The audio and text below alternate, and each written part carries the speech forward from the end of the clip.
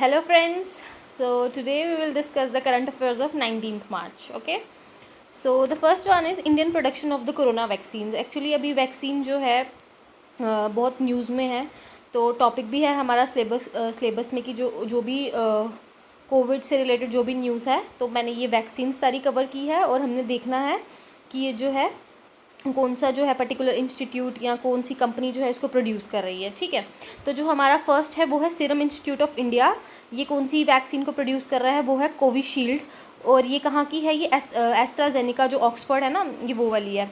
इसका मैं एक ट्रिक बताती हूँ आपको छोटा सा। जैसे serum institute of India, serum is starting with S, so Covishield का जो एस है, जैसे यहाँ पे है ना, ये कोविशील्ड का एस और यहाँ पे सीरम इंस्टीट्यूट, तो आप इसको इससे रिलेट कर सकते हो। ठीक है, उसके बाद भारत बायोटेक का है कोवैक्सिन। ठीक है, नेक्स्ट आ जाता है हमारे पास डॉक्टर रेड्डी हेट्रो ग्लैंड फार्मा। ये तीनों मिलके जो है वो स्पुटनिक 5 को जो है वो प्रोड्यूस कर रहे हैं। और जो ये स्पुटनिक 5 है, ये कहाँ की है, ये रशिया की है। और सबसे ज़्यादा एफिकेसी आज के टाइम पे इसी की है, विच इज़ ऑफ 91%। ठीक है, ये चीज़ याद रखना। नेक्स्ट इज़ हमारे पास जाइडस कैडिला जो है वो कौन सी प्रोड्यूस कर रहा है, जाइकोव डी। यहाँ से आप याद रखना, जैसे ये जाइडस है तो यहाँ से जाई मिलके जो है यहाँ से ये भी आपको थोड़ा सा हो जाएगा याद। ठीक है, फिर भारत बायोटेक एक और वैक्सीन को प्रोड्यूस कर रहा है, that is the nasal vaccine. ठीक है, तो ये कुछ इंपॉर्टेंट वैक्सीन्स हैं, तो ये मैंने आपको बता दिया। आपको may be match the column में आ जाए कि पर्टिकुलर इंस्टीट्यूट का नाम दे दे और साथ में वैक्सीन दे दे कि वो कौन सी प्रोड्यूस कर रहा है, तो ये इंपॉर्टेंट है, तो इसे अच्छे से जो है पढ़ के जाना। ठीक है, now next is Pritzker Prize 2021। Important as such इसमें क्या है कि ये प्राइज़ जो है ये आर्किटेक्चर के लिए मिलता है। जैसे हमें नोबेल प्राइज़ पता है किसके लिए मिलता है, जैसे इकोनॉमिक्स हो गया, फिजिक्स हो गया, मेडिसिन हो गया, केमिस्ट्री हो गया, नोबेल पीस प्राइज़ होता है।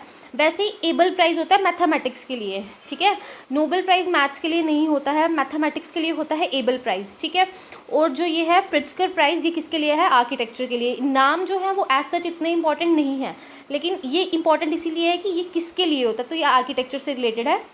तो ये चीज़ आप इसमें थोड़ा सा ध्यान रखना, तभी मैंने इसको थोड़ा सा ऐसे एनसर्कल किया हुआ है। तो ये मिला किस किस को है, तो ये मिला है हमारे French Anne Lacaton and the Jean Philippe Vassal. Okay, next is volumes of compendium on CPI for the industrial workers. Actually क्या हुआ है कि जो CPI जो कंज्यूमर प्राइस इंडेक्स होता है इंडस्ट्रियल वर्कर्स के लिए, जो है इसकी जो वॉल्यूम ऑफ कंपेंडियम जो है वो रिलीज़ हुआ है, मतलब अलग अलग रिपोर्ट्स जो हैं वो रिलीज़ हुई हैं। तो ऐसा इसमें कुछ इंपॉर्टेंट है नहीं कि ये क्या है, या मतलब ये इंडस्ट्रियल वर्कर्स के लिए होता है। ठीक है, इतना याद रखना है। और इंपॉर्टेंट चीज़ें आ जाती है। अब ये इंडेक्सेस जो ये इतने जो भी मैंने यहाँ पे इंडेक्सेस दिए हैं, ये इंडेक्सेस इंपॉर्टेंट है कि इनको कौन जो है वो रिलीज़ करता है। एग्जाम पॉइंट ऑफ व्यू के लिए सिर्फ इतना ही इंपॉर्टेंट है। ठीक है, तो जो CPI है, जो simple CPI consumer price index, वो कौन रिलीज़ करता है, NSO under the ministry of statistics and programme implementation. फिर CPI इंडस्ट्रियल वर्कर्स के लिए, एग्रीकल्चर लेबर के लिए और रूरल लेबर के लिए। ये तीनों प्रोड्यूस कौन करता है, labour bureau under the ministry of labour and employment. और नेक्स्ट हमारे पास आता है WPI, इसका मतलब wholesale price index. It was by the economic adviser under the ministry of commerce and industry. ये बहुत इंपॉर्टेंट इंडेक्सेस हैं, इन्हें याद रखना। इन्हें कौन जो है वो रिलीज़ करता है, इन्हें मगअप कर लेना बहुत अच्छे से। और मैंने आपको index of the industrial production भी बताया था आई थिंक प्रीवियस वीडियो में, तो वो भी इंपॉर्टेंट है। Index of the 8 core industries, ये बहुत इंपॉर्टेंट इंडेक्सेस हैं। इन पे क्वेश्चन आते हैं कि इनको कौन सी मिनिस्ट्री जो है वो रिलीज़ करती है, तो आप ये अच्छे से जो है इनको मगअप कर लेना। ठीक है, तो next is world sleep day. तो वर्ल्ड स्लीप डे है वो 19 मार्च को सेलिब्रेट करते हैं। स्लोगन और थीम आप इसको बोल सकते हो, regular sleep and the healthy future. कुछ बच्चे क्या होते हैं, इतने वो हो जाते हैं, इमोशनल हो जाते हैं एग्जाम से रिलेटेड, कि वो खाना वगैरह सोना वगैरह सब भूल जाते हैं। वो उनको लगता है कि हम सिर्फ 4-4 घंटे सोएंगे और ज़्यादा से ज़्यादा मेहनत करेंगे, बट नहीं, ऐसा कुछ नहीं है। आपको मिनिमम 8 आवर्स की जो नींद है वो पूरी लेनी है, ताकि आपकी बॉडी जो है वो प्रॉपर अगले दिन फंक्शनिंग कर सके कि किस तरीके से। क्योंकि देखो, हम रोज़ पढ़ते हैं, हम रोज़ पढ़ाई कर रहे हैं, कभी कुछ बहुत ज़्यादा बर्डन होता है, मुझे पता है। लेकिन हमें सिर्फ ये याद रखना है कि हमें हेल्थ जो है वो ठीक रहे, हम नींद पूरी ले, हम अच्छा खुला जो है वो पानी पिए ज़्यादा से ज़्यादा, तो अच्छी डाइट जो है वो ले। तो ये इसका यही है कि रेगुलर स्लीप लो और एक हमारा हेल्दी जो है वो फ्यूचर होगा। देखो, अगर आपकी अगर आपकी नींद नहीं पूरी होगी तो आपकी एफिशिएंसी जो है वो कम हो जाएगी, तो आप एग्ज़ाम जो है वो कैसे प्रिपेयर करोगे। तो इसलिए बोलते हैं regular sleep and healthy future जो है वो उसके लिए जो है इसका स्लोगन है। ठीक है, next is MA Ganapathy appointed as the director general of the national security guard. ठीक है, इंपॉर्टेंट है, बट इतना नहीं है। न्यूज़ में था तो मैंने कवर कर दिया। मतलब न्यूज़ में बहुत अपॉइंटमेंट्स होती है, मैं बहुत ज़्यादा जो है वो इंक्लूड नहीं करती हूँ, मैं सिर्फ उन्हीं को इंक्लूड करती हूँ जो मुझे लगता है इंपॉर्टेंट है एग्ज़ाम के पॉइंट ऑफ व्यू से, ठीक है। जो और इम्पॉर्टेंट होंगी वो मैं जो संडे को क्विज़ होगी उसमें कवर कर लूँगी, so don't worry about it, ठीक है। तो आपने एक चीज़ याद रखनी है, जो नेशनल सिक्योरिटी गार्ड है ये मिनिस्ट्री ऑफ होम अफेयर्स के अंडर आता है, ठीक है। Next is Spain pass a law legalising the euthanasia assisted suicide.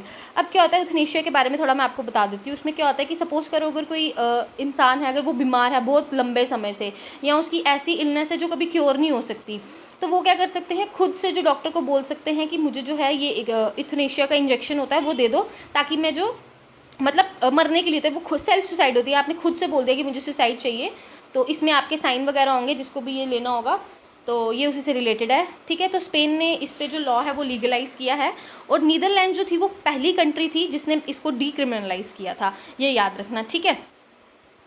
Next is Russia host the Afghan peace meet. आपको पता होगा रिसेंटली अफगानिस्तान में बहुत जो है यूएसए और इनका बहुत ज़्यादा जो है इनकी न्यूज़ में रहते हैं, ये वहाँ पे बड़ी इंस्टेबिलिटी है। तो अब वहाँ पे पीस मीट के लिए, मतलब एक शांति बनाने के लिए तालिबान और अफगानिस्तान गवर्नमेंट के बीच में, तो उसके लिए रशिया ने जो है अभी अफ़गान पीस मीट जो है वो होस्ट की, ठीक है। और वहाँ पे कौन कौन प्रेजेंट था, USA, Afghanistan, Pakistan, Iran, China and India. India भी वहाँ पे था, तो ये याद रखना, इंडिया वॉज ऑल्सो देयर, ठीक है। और ये याद रखना कि जो मीट है ये कहाँ पे हुई है, रशिया में, okay. Next is government has appointed DPIIT as an expert advisory committee for the execution of the scheme. अच्छा, ये क्या है, इसमें न्यूज़ थी कि expert committee for the startup India seed fund scheme.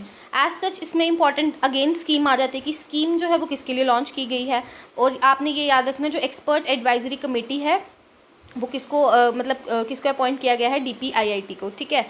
तो हाँ, स्कीम के बारे में थोड़ा सा जान लेते हैं। स्कीम जो है it has been launched by the MeitY, तो ये इसकी फुल फॉर्म क्या है, ministry of electronics and information technology.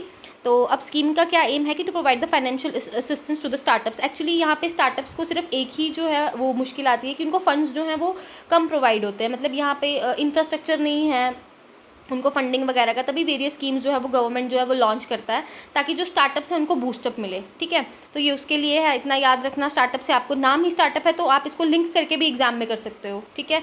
और फंड जो है मतलब अप्रॉक्सीमेटली 1000 करोड़ तक जो है वो प्रोवाइड होगा, एंड ये नेक्स्ट 4 ईयर्स के लिए अभी जो इसको अप्रूव किया गया है for the period of next 4 years starting from 2021 to 2022। अगर स्कीम जो है अच्छे से जो है वो लॉन्च हो गई, अगर देखा कि नहीं जो स्कीम जो है वो एक पॉजिटिव आउटपुट जनरेट कर रही है, तो इसको नेक्स्ट आगे भी एक्सटेंड कर सकते हैं, ठीक है। Next is radio show launch in Jammu and Kashmir as the public government interface. Actually एक रेडियो शो जो है वो लॉन्च करने की बात की गई है हमारे JNK में, ताकि जो है अभी जो रिसेंटली UT बनी है, लोगों के कुछ ग्रीवेंसेस हैं उनको एड्रेस करने के लिए, तो उन्होंने एक रेडियो शो जो है वो लॉन्च किया है, उसका नाम क्या है, अवाम की बात, ठीक है, इसे याद रखिएगा। और ये किसके लिए है, to address the grievances of the people of the UT। तो ये आधे घंटे का जो है रेडियो प्रोग्राम होगा, जो अप्रैल से स्टार्ट हो जाएगा, हर थर्ड संडे को ये फिर मतलब हर एक संडे को जो है वो आधे घंटे का वो एक प्रोग्राम जो है उसको एयर करेंगे। Next is you speak we listen people have been asked. अच्छा, अब लोगों के ग्रीवेंसेस इसके लिए क्या बोला गया है कि हम टोल फ्री नंबर्स जो हैं वो लॉन्च करेंगे, तो जिस इंसान को कोई भी ग्रीवेंसेस आ रहे होंगे तो वो वहाँ पे कॉल करके जो है वो वहाँ पे बोल सकता है। तो ऐसे मत वहाँ पे फालतू में जो लोग अगर फ़ोन करेंगे, मतलब जो होता है ना कभी कभी बच्चे वगैरह प्रैंक वगैरह करते हैं, तो उनको पनिशमेंट भी मिलेगी। तो जो ऐसा सोच रहे हैं करने का, तो वो सोचना भी मत। वैसे आप सब एजुकेटेड हो, तो समटाइम्स कुछ होते हैं ना नॉटी बच्चे। चलो, नेक्स्ट इज साहित्य अकेडमी अवार्ड्स। तो ये क्या है, ये सेकंड हाईएस्ट लिटरेरी ऑनर है by the government of India. आपने मुझे बताना है कि जो फर्स्ट है वो कौन सा है, ठीक है। और अभी रिसेंटली 20 लैंग्वेजेस, ऐसे ही 24 लैंग्वेजेस में अनाउंस होता है, अभी 20 लैंग्वेजेस में हुआ है, और आने वाले टाइम में ये जो रेस्ट 4 है उनमें भी अनाउंस हो जाएगा। तो लैंग्वेजेस पे इतना इंपॉर्टेंट नहीं है, बस इतना याद रखना गवर्नमेंट ऑफ इंडिया के द्वारा ये सेकंड हाईएस्ट लिटरेरी ऑनर है। फर्स्ट आप मुझे बताओ कौन सा है, ठीक है। ये किसको मिला है, M Veerappa Moily and the poet Arundhathi Subramaniam. और भी हैं, ठीक है, और लोग भी हैं, ये इंपॉर्टेंट नाम थे तो मैंने यहाँ पे दे दिए, ठीक है। आपने बस ये याद रखना कि अवार्ड्स किसके रिलेटेड है, तो ये लिटरेरी ऑनर है, ठीक है। नेक्स्ट, अवार्डीज़ को जो है वो क्या क्या मिलता है, they are engraved copper plate, a shawl and an amount of 1 lakh, ठीक है, ये याद रखना। और इंडियन जो फिल्म मेकर है सत्यजीत रे, तो उन्होंने डिज़ाइन किया था ये जो कॉपर का जो प्लेक होता है ना, इसको इन्होंने डिज़ाइन किया था, ठीक है, तो आज के लिए बस इतना ही। नेक्स्ट इज़, अब आपने मुझे बताना है कि जो हेडक्वार्टर्स हैं इंटरनेशनल शूटिंग स्पोर्ट फेडरेशन के, वो कहाँ पे है। मैंने आपको कल बताया कि जो इंटरनेशनल शूटिंग स्पोर्ट्स होगा वो इंडिया में न्यू दिल्ली में होगा, तो आप मुझे बताओ इसके जो हेडक्वार्टर्स हैं वो कहाँ पे हैं। नेक्स्ट क्वेश्चन है, which of the following tributaries join the river Brahmaputra in Assam. As such हमें पता है कि ब्रह्मपुत्र जो है वो पहले अरुणाचल में आती है, फिर उसके बाद असम में आके फिर ये वेस्ट बंगाल नहीं, बांग्लादेश जो है वहाँ पे मूव कर जाती है। आपने मुझे बताना है असम में जो है वो इसकी कौन कौन सी ट्रिब्यूटरीज हैं। कामेंग है, सुबनसिरी है, या दोनों हैं, या इनमें से कोई भी नहीं है। ओके, नेक्स्ट इज, जो मैंने कल का क्वेश्चन पूछा था उसका जो आंसर था वो था वन ओनली। तो उसमें क्या था कि ही वॉज अ लिबरल मुस्लिम, ठीक है। और सेकंड जो था वो रॉन्ग था, क्यों? क्योंकि उन्होंने भगवत गीता एंड 52 उपनिषद्स को जो है वो पर्शियन में ट्रांसलेट किया था। वो रामायण नहीं था, वो भगवत गीता था। और जो कुंभ मेला है वो एवरी 12 ईयर्स जो है वो सेलिब्रेट होता है। और ISA के जो हेडक्वार्टर्स हैं वो हरियाणा गुरुग्राम में हैं, और चाइना भी इसका मेंबर है। तो ये कुछ जो मैंने क्वेश्चन थे, बच्चों ने बहुत अच्छा रिस्पॉन्स दिया है। तो नेक्स्ट आप क्विज़ के लिए तैयार रहिए संडे को। तो कुछ न्यू क्वेश्चंस भी होंगे, कुछ स्टैटिक से पूछ लूँगी, कुछ जो करंट है वो चलता आ रहा है। वैसे आप डेली बेसिस पे इन्हें रिवाइज़ किया कीजिए, क्योंकि करंट एक ऐसा पार्ट है ना जो भूल जाता है, जिसको हम रिवाइज़ करना भूल जाते हैं। बहुत हेक्टिक हो जाता है करंट को। कुछ तो बच्चे साथ साथ में पढ़ते भी नहीं है, वो रिलाई करते हैं लास्ट में कोई मंथली मैगजीन उनको प्रोवाइड कर दे। लेकिन ऐसा होता है कि डेली बेसिस पे पढ़ना चाहिए, इससे याद रहता है, चीज़ें लिंक रहती हैं, एग्ज़ाम में जो है वो आसान रहता है। ठीक है, तो आज के लिए इतना ही। Thank you. अगर वीडियो पसंद आई है तो लाइक, सब्सक्राइब एंड शेयर, और अगर कोई फीडबैक है तो आप वो कमेंट में जो है वो मुझे पूछ सकते हैं। ठीक है, थैंक यू।